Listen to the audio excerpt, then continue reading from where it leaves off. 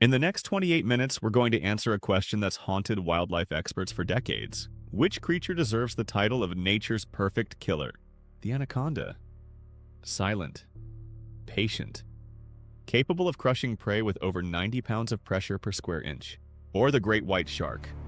Fast, ruthless, an apex predator that has dominated oceans for 11 million years. But here's what most people don't know. If these two titans ever met, the outcome might shock you. Stay with us. We're about to reveal nature's ultimate truth. For millions of years, two evolutionary paths have created two absolute monsters, but they evolved in completely different ways. The anaconda was born in an environment of complete silence. In the Amazon rainforest, sound travels differently through dense vegetation and murky water. So the anaconda never developed the need for speed. Instead, it developed something far more terrifying: patience. An anaconda can remain absolutely motionless for weeks. Weeks, just waiting. Heat-sensing pits along its jaw can detect the body heat of a mouse from 10 feet away. Pressure-sensing organs along its spine can feel the vibrations of prey moving through water. This predator doesn't hunt, it ambushes. The great white shark evolved in a completely different crucible: the open ocean. An environment where silence doesn't exist, where sound travels 4 times faster than through air, where visibility extends for hundreds of feet in some locations. So the great white never needed patience. It needed speed and dominance, and an absolutely merciless hunting strategy. Great whites can reach speeds of 35 miles per hour in a single burst. That's faster than most cars on residential streets. Their sense of smell is so acute that they can detect a single drop of blood in an Olympic swimming pool. Their eyes can rotate independently, giving them nearly 360-degree vision. And they have over 3,000 teeth, arranged in multiple rows like a nightmarish conveyor belt of death. This predator doesn't stalk, it dominates. So here's the fundamental question. In a battle between patience and power, between silence and speed, between the jungle's greatest assassin and the ocean's ultimate predator, which would win? And more importantly, what does the answer tell us about the nature of survival itself? Let's find out. Let's begin with a creature that has terrified explorers and indigenous tribes for centuries: the green anaconda, genus Eunectes murinus. Not the largest snake on Earth. That title belongs to the reticulated python.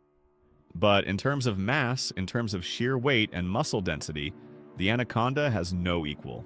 An adult anaconda can reach 30 feet in length. That's longer than a small car, and they can weigh up to 550 pounds. That's equivalent to a large adult human plus another 350 pounds. A body composition that's approximately 40% muscle and 60% fat.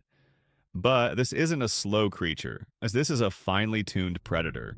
The anaconda is a semi-aquatic predator. 80% of its life is spent in water. In water, a 30-foot anaconda with a 550-pound mass can move with absolute silence. Water displacement is minimized. Movement is fluid, undulating, almost hypnotic. Look at the engineering here. Every muscle is connected to a spinal column that has over 400 vertebrae. By comparison, humans have 33 vertebrae. This gives the anaconda flexibility that borders on impossible. An anaconda can coil its own body tighter than the strongest human could ever manage. Here's what makes the anaconda absolutely terrifying in its own environment. It doesn't hunt like the great white shark. The great white is an active hunter, constantly moving, constantly searching. The anaconda is a passive hunter. It finds the perfect ambush location, and then it waits. Imagine you're a capybara, a large rodent about the size of a dog, walking through shallow water to cross the river. You have no idea what's watching you. Because the anaconda isn't hidden in a traditional sense. The anaconda is the water. It's the shadow that's always been there. The ripple that seems natural to the river. It's evolved to be invisible in its own territory. An anaconda can remain in a single hunting position for days. Some researchers believe anacondas can wait for weeks between meals. Their metabolism is slow. Their energy requirements are minimal when stationary. But their senses are always active. Always watching, always listening, always waiting. Along the anaconda's jaw and upper lip, there are heat-sensing pit organs. These aren't simple heat detectors. They're thermal imaging cameras evolved over millions of years. An anaconda can detect the body heat of a mouse from 10 feet away. A warm-blooded capybara or tapir? from 50 feet or more away. The anaconda knows exactly where its prey is before it even sees it. And that's just the thermal sense. The anaconda also has pressure-sensing organs that run along its spine. These sensors can detect the tiniest vibrations in the water. A fish swimming 20 feet away? Detected. A deer stepping into the river? Detected. A jaguar wading through? Definitely detected. When the anaconda decides to strike, the transition from absolute stillness to violent action is instantaneous. It's not gradual, it's not telegraphed. 1 microsecond, the anaconda is a log. The next microsecond, it's a missile. An anaconda doesn't have venom. This is crucial to understand. It doesn't rely on toxins or chemicals to kill prey. It relies on pure mechanical force. When an anaconda strikes, its bite is designed for one purpose: grip. The teeth are curved backward, preventing prey from escaping. Then the coiling begins. The anaconda will wrap around its prey in 3 to 5 coils. Each coil is placed with absolute precision. Not random, not panicked, calculated. The anaconda positions each coil so that it constricts different sections of the prey's body. 1 coil around the chest, 1 around the neck region, 1 around the lower body. This prevents the prey from even expanding its lungs to breathe. Now, here's the part most people don't understand about constriction. It's not about crushing. Despite popular belief, an anaconda doesn't squeeze prey into pulp. That would be inefficient. No. Constriction works through a process called asphyxiation. Each coil applies pressure to reduce blood flow and oxygen flow to the brain. The prey loses consciousness in seconds, death comes in minutes. It's actually one of the most efficient killing methods in nature. And here's what's absolutely chilling about this. The anaconda can feel through its entire body the exact moment its prey dies. It can sense the change in pressure, the change in muscle tension. It knows when the job is done. The anaconda's jaw is constructed unlike almost any other creature on Earth. It has special connective tissue that allows the jaw to unhinge. The lower jaw can actually separate from the upper jaw. This allows a 30-foot anaconda to consume prey up to the size of a capybara. A capybara can weigh 140 pounds. Think about that. A snake swallowing a creature that's 25% of its own body weight. After consuming a large meal, an anaconda won't need to eat again for months. Some anacondas have gone 2 to 3 years between meals in the wild. This is the ultimate predator of patience. It waits, it strikes, it kills, it feeds, and then it disappears back into the water for weeks or months. This is the anaconda's philosophy: efficiency through patience, dominance through precision, power through waiting. But before we move to the great white shark, we need to understand something crucial. The anaconda is not a perfect predator. It has significant weaknesses. Weaknesses that would matter massively if it ever faced the great white. First, the anaconda is fundamentally a water creature. On land, an anaconda is far less efficient. Yes, it can move on land, but it's slower, more vulnerable, less graceful. A 30-foot anaconda on land is something like a great white shark on a beach. The anaconda needs the water to be warm enough for its metabolism to function optimally. Below 50 degrees Fahrenheit, anacondas become sluggish, vulnerable, slow. Great whites are cold adapted. They have warm-blooded internal organs that allow them to function in water as cold as 40 degrees. Second, the anaconda's speed has limits. In water, a striking anaconda moves at about 3 meters per second on average. That's roughly 7 miles per hour. A great white shark? 35 plus miles per hour. That's a 5 times speed advantage. Third, the anaconda depends on camouflage and the element of surprise. If an anaconda's prey sees the anaconda coming, the hunting strategy is compromised. Anacondas are not pursuit predators. They're ambush predators. Take away the ambush element, and you take away the anaconda's greatest advantage. Finally, the anaconda lacks the senses that would help in open water hunting. The anaconda's thermal imaging works best at close range. In murky river water, the anaconda is a master. But in clear ocean water with 100 plus feet of visibility, the anaconda would struggle to even find prey in the first place. The anaconda evolved to be a river predator. specifically adapted to murky rivers, to warm water, to an environment where stealth equals survival. The great white, by contrast, evolved to be an ocean predator, adapted to any water condition. Let's see why. Now, let's meet a creature that has ruled the world's oceans for 11 million years. The great white shark, Carcharodon carcharias. It's not the largest shark in the ocean. That title belongs to the whale shark, which can reach 50+ feet. But in terms of dominance, in terms of fear, in terms of pure predatory excellence, no creature on Earth compares. An adult great white typically reaches 18 to 25 feet in length. That's shorter than an anaconda, but a great white can weigh up to 5,000 pounds. That's nearly 10 times the weight of an anaconda. A body composition that's pure muscle. Every inch of the great white shark is engineered for one purpose: hunting, killing, dominating. The great white shark is a warm-blooded predator. Unlike most fish, which are cold-blooded, the great white has specialized blood vessels that retain metabolic heat. This gives the great white an enormous advantage. Higher metabolism equals faster movement, faster reaction times, and more intelligent behavior. A cold-blooded snake? It's limited by the water temperature. A warm-blooded shark? It operates at full capacity in almost any water temperature. The great white lives in waters ranging from 50 degrees Fahrenheit to 80+ degrees. They've been observed in Arctic waters off Canada and in tropical waters near Australia. They adapt, they survive, they dominate. This is a predator that doesn't depend on a specific environment. It is the apex predator of every environment in which it exists. If the anaconda is a predator of patience, then the great white shark is a predator of absolute violence. And that violence is perfectly controlled. The great white doesn't ambush prey by waiting silently. The great white hunts its prey. It tracks, it pursues, it destroys. Great whites have a hunting technique that's absolutely devastating. Unlike the anaconda, which uses one hunting strategy for everything, the great white has multiple hunting techniques adapted to different prey.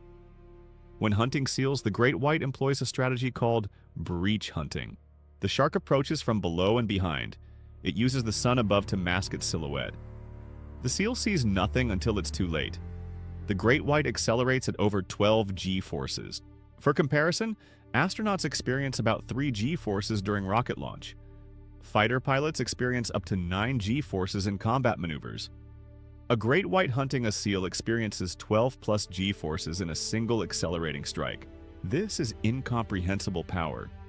And look at the speed of this breach, from 0 to 35+ miles per hour in less than 2 seconds. An anaconda's strike speed is 7 miles per hour. A great white's breach speed is 35+ miles per hour. That's a 5 times difference. The prey doesn't stand a chance. The seal's nervous system can't even register the threat before impact. And then the bite. A great white has over 3,000 teeth. They're not arranged in one neat row like human teeth. They're arranged in multiple rows like a conveyor belt of death. As one tooth wears down or breaks off, another tooth in the next row moves forward to replace it.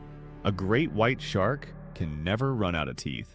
It's a biological ammunition magazine that never empties. The bite force of a great white shark is 18,000 psi. That's 18,000 pounds of pressure per square inch. That's equivalent to 30 elephants standing on a single square inch of skin. A human has a bite force of about 150 psi.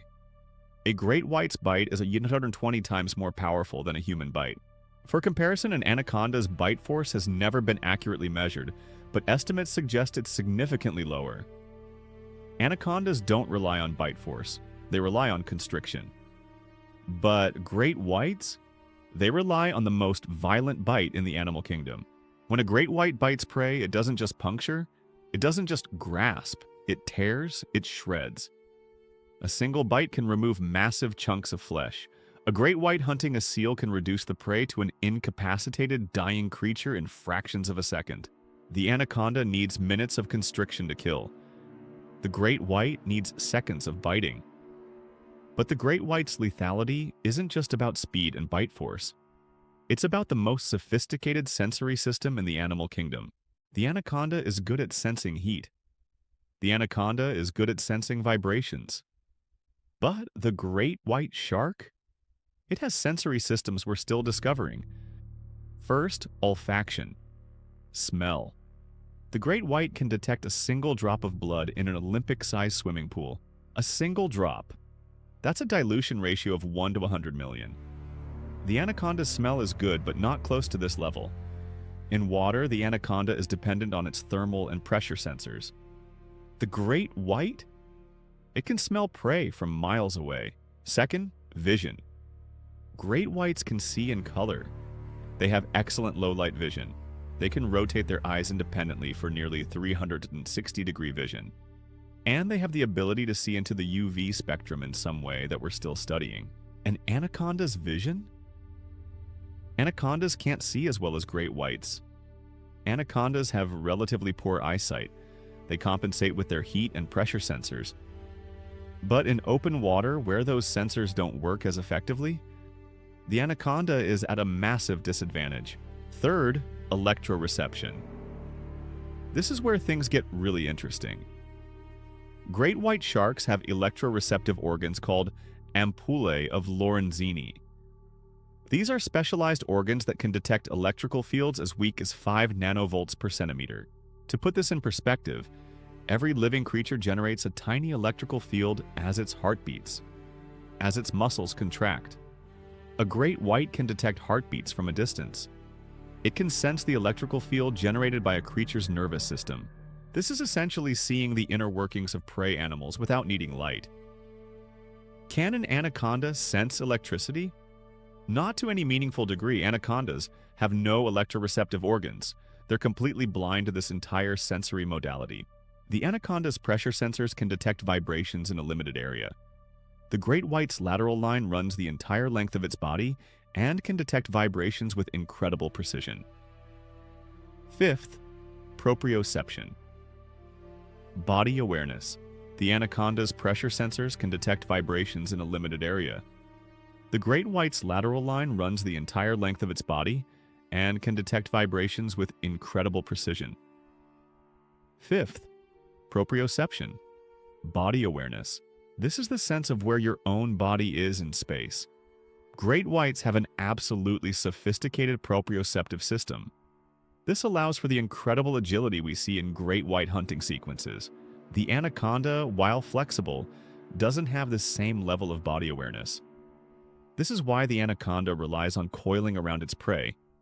It needs contact to know what's happening. A great white knows exactly where every part of its body is without needing to contact anything. In terms of overall sensory capability, it's not even close.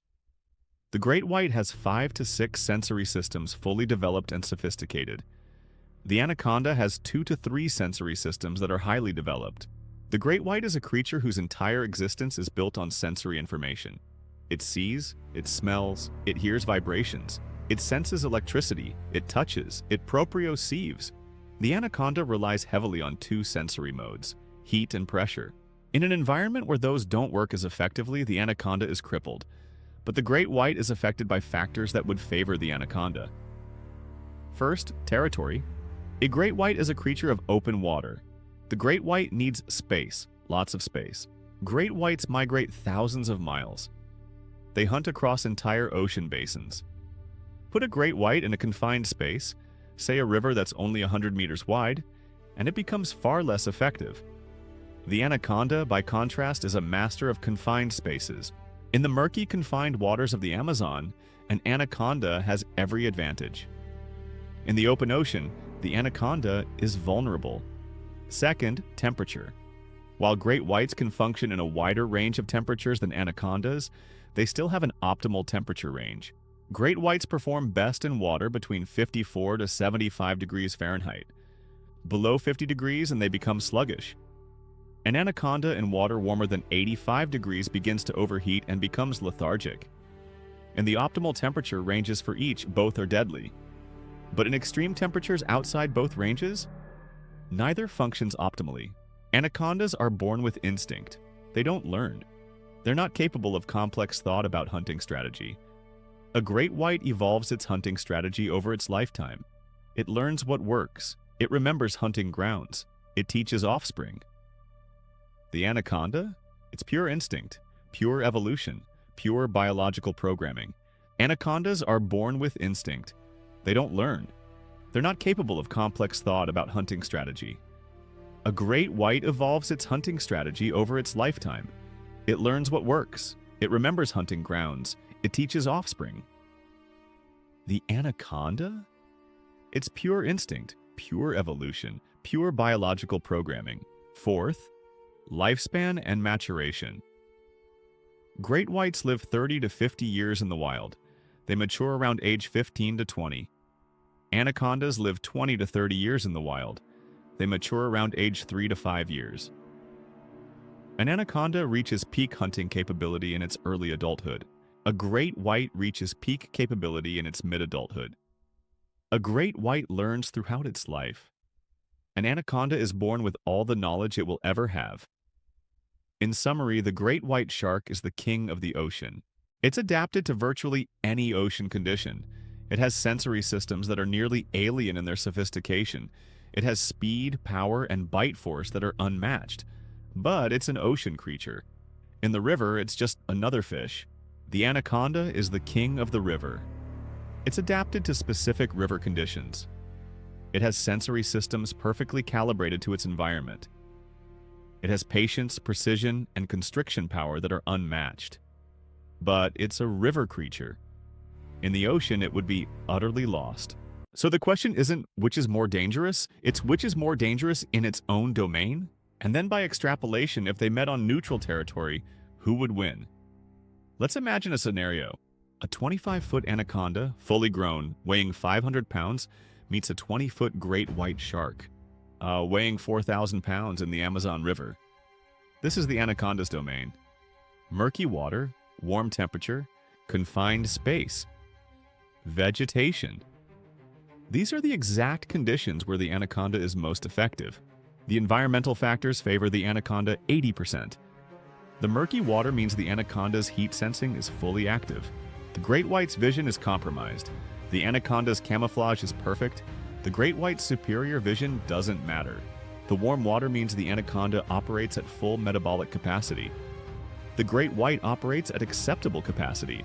The anaconda is faster in this temperature. They're approximately equal in speed in these conditions.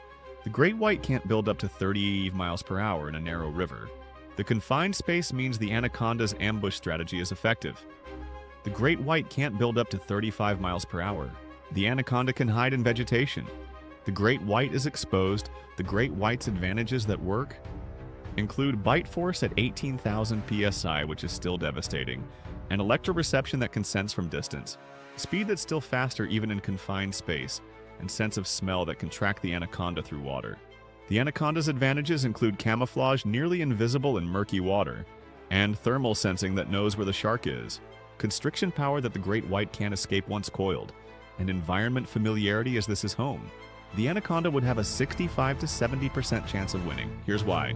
When a great white enters murky river water, it's suddenly not the sensory supercomputer it usually is. Its vision becomes less useful. Its electroreception still works. The narrow confines of the river mean it can't effectively use its speed advantage. The anaconda, hidden, could sense the great white approaching. When the moment is right, the anaconda could strike. The great white's bite would be devastating, but in a contested situation, the anaconda's knowledge would likely prevail. The anaconda would likely aim to coil around the great white's gills and head region, preventing breathing. A great white requires constant movement to breathe. An anaconda's constriction could immobilize the shark. Kill would take 5 to 15 minutes as the anaconda applies pressure. But the anaconda would likely win. However, there's a critical caveat. If the great white manages to bite the anaconda first, the anaconda is done. An 18,000 psi bite would sever the anaconda's body. Death would be instantaneous. The anaconda's advantage is that it can avoid being bitten through its superior sensory awareness and camouflage.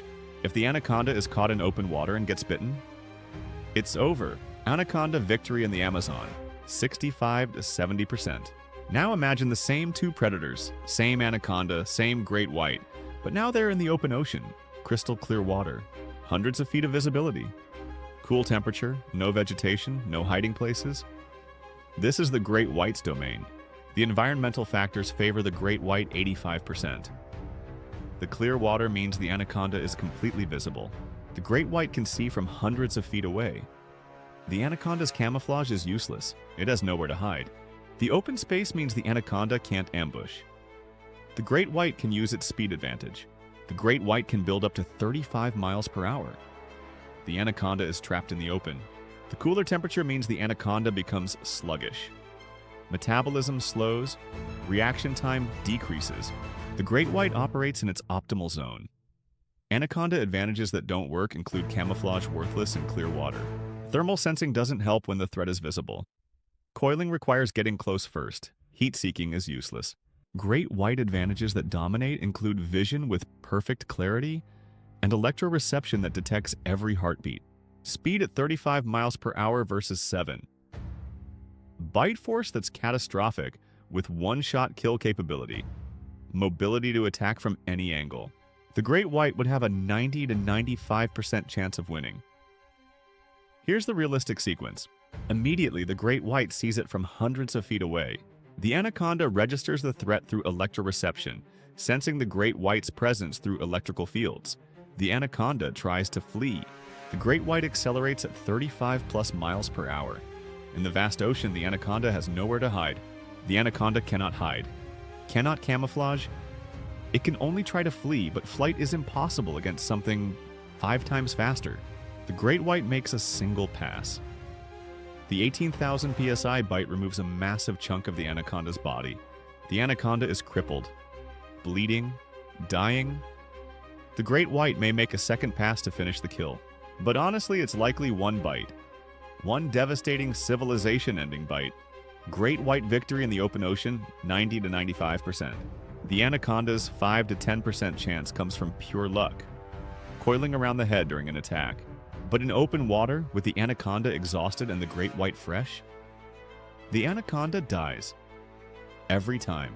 Now the most interesting scenario, what if they met on truly neutral ground? Imagine 60 to 70 degrees, murky visibility, some seaweed and vegetation, a space large enough to move, but not so large that they can avoid each other.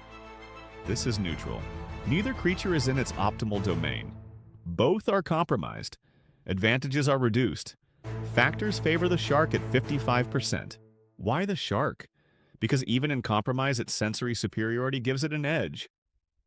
Vision is poor for both, but the great white's electroreception, smell, and lateral line still give it information about the anaconda.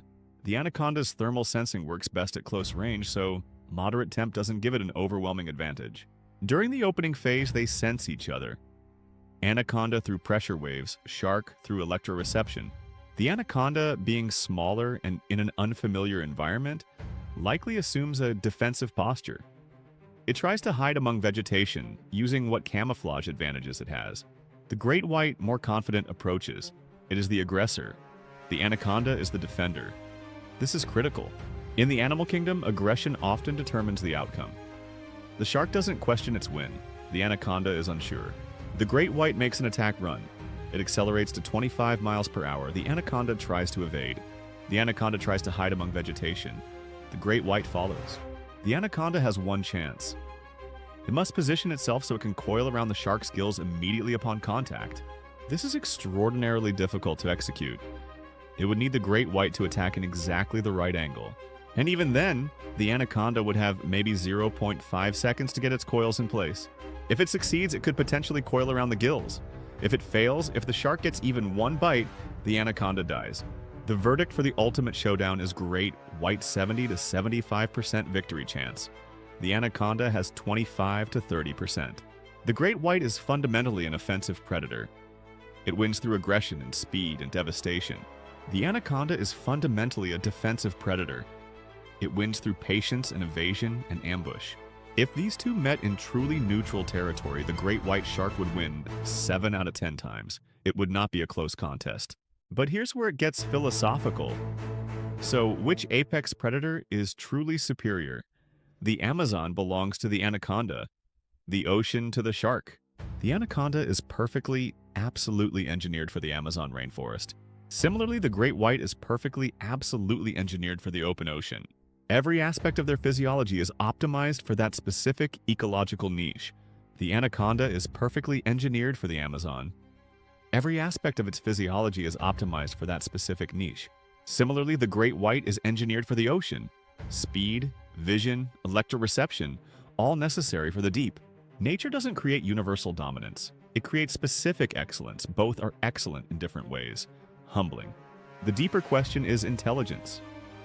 The anaconda operates on instinct. The shark learns. It has traditions, adaptability. Is a smarter predator superior? Only if you value intelligence over specialization. Perfect adaptation requires no thought. The anaconda's lack of complex thought is actually an advantage in its environment. It doesn't need to think. It just needs to wait and execute. Directly answered. The great white is more universally dangerous. It has more sensory capability, speed, and power. But danger is contextual. To the prey animals of the Amazon, the anaconda is a nightmare. Context is everything. As an evolutionary achievement, they're equally remarkable. They're equally perfect, just for different reasons. Precision versus power. Patience versus aggression. Both work perfectly. These are not monsters, not evil creatures. They are evolutionary marvels. Solutions to survival evolved over millions of years. The anaconda's constriction is one of the most efficient killing methods, not torture. Blood flow stops in seconds. Humane. And in the Amazon ecosystem, the anaconda plays a critical role. The anaconda's hunt maintains Amazon biodiversity. Most shark attacks are cases of mistaken identity. The great white sees something it doesn't recognize and investigates by biting. Great whites are important to ocean ecology. By hunting seals, they maintain the entire ecosystem balance. Essential. Every hunt, every kill, every consumption, it's all part of maintaining ecosystem balance. Both function perfectly in their respective environments. Regarding conservation importance, both anacondas and great whites face pressure from human activity. Both species need protection. Both species are essential to their ecosystems. Without them, both ecosystems would suffer catastrophic damage. Before we finish, here are some fascinating facts about these predators that might surprise you. Female anacondas are much larger than male anacondas. A female anaconda might be 20 to 30 feet long. Anacondas are ovoviviparous, which means they don't lay eggs.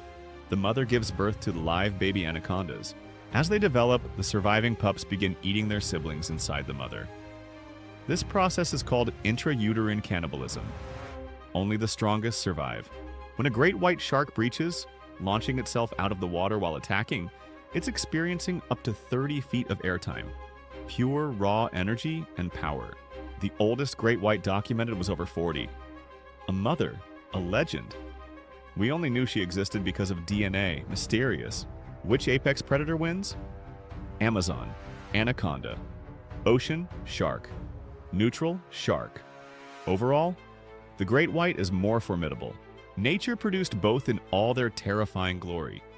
Which apex predator wins? The answer is, it depends. If you had to choose which predator you'd rather encounter, I'd rather encounter an anaconda. It would probably just ignore me. A great white might mistake me for a seal. And we both know how that would end. Final verdict, both deserve our respect. Thanks so much for joining us on WildEcho Tales. If you want to see more comparisons of nature's most dangerous creatures, smash that subscribe button.